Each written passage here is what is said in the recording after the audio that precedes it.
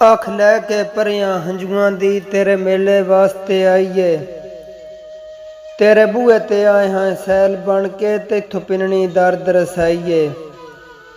ਭਾਵੇਂ ਨਾ ਮੁਜਰਮ ਤਾਂ ਵੀ ਮਾਫੀਆਂ ਮੰਗਦਾ, ਸਿਰੋਂ ਲੈਂਦੀ ਹੁਣ ਤਨਹਾਈਏ।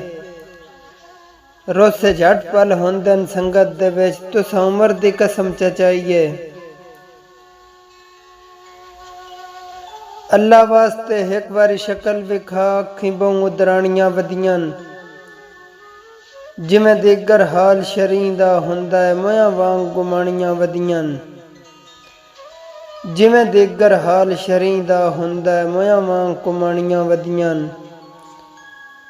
ਸਾਡੇ ਫੁੱਟ ਗਈਆਂ ਬਣੀਆਂ ਮੁਲਕ ਦੇ ਵਿੱਚ ਸਹਿ ਯਾਰ ਕਹਾਣੀਆਂ ਵਧੀਆਂ।